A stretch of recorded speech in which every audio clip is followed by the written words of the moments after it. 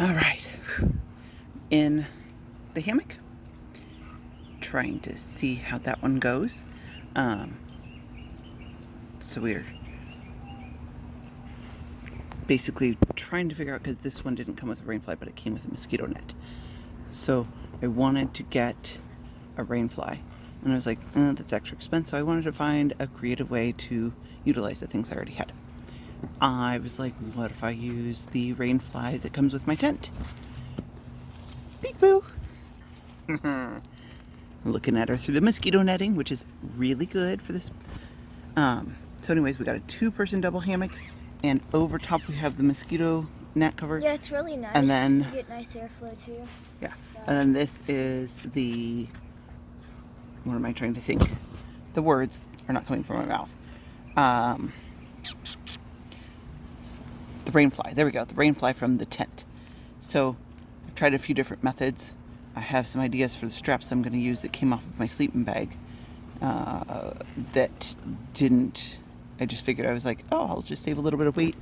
And then I was sitting here thinking, as I was trying to get the tent put together, I was like, oh my gosh, that would make some great tree straps to hold up the rainfly that came with my tent. So I have to finish taking the rest of it off of my sleeping bag and my daughter's sleeping bag, and then I'm going to sew it together in a different method so that I can use it as a tree strap for holding the tarp over top without having to buy a whole other setup or anything, because I'm trying not to go overboard on what I spend, be cost effective and utilize as much as I can of what I already have.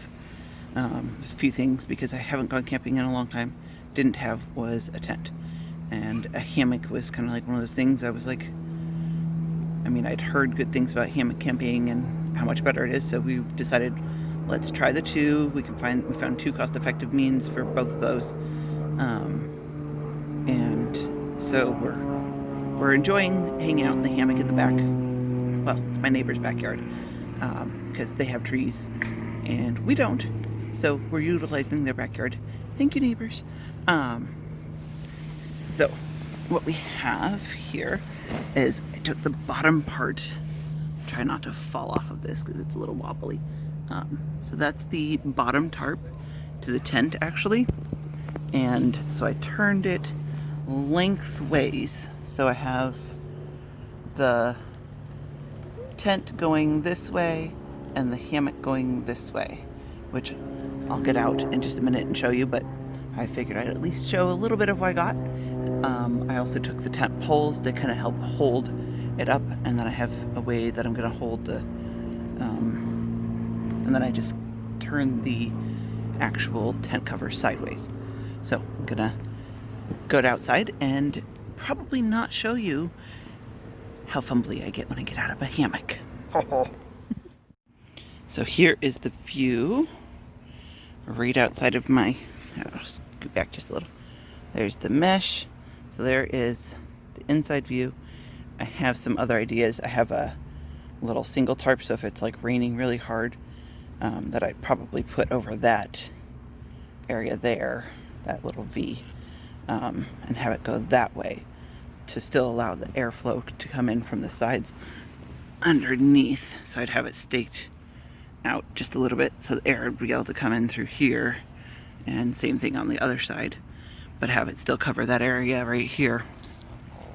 And I'd be able to do that on both sides to keep it. Oh, let me get up. And this is my little passageway. There we go. Alright, so here is the outside view of it. So this is the tent brand that I got. It's the 2-person one that I got. I'm liking it so far. Nadia's been playing in it.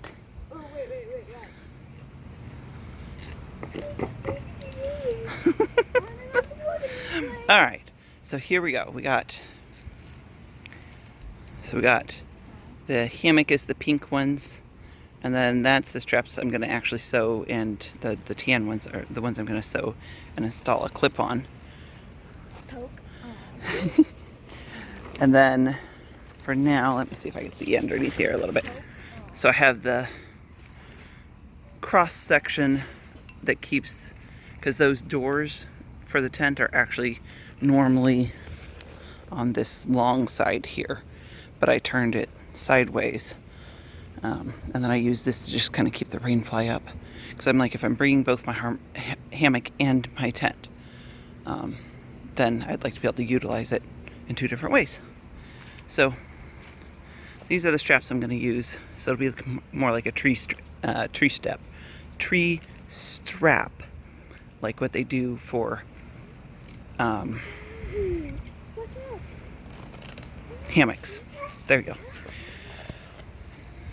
So yeah, so those are the ones I'm going to use. I have clips that came with my sleeping bag that I'm going to sew on to here so that it's easier to just clip it and adjust it around the tree.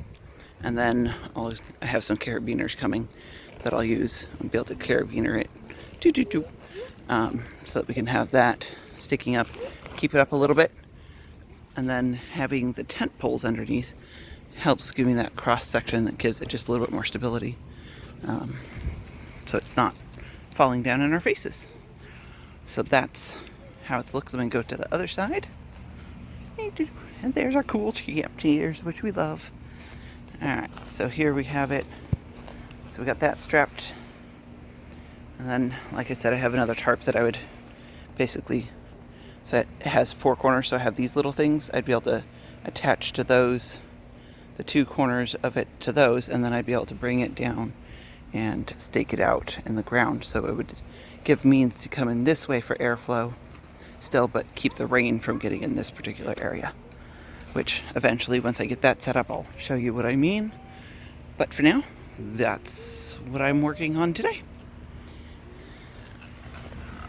Or for now. And having fun.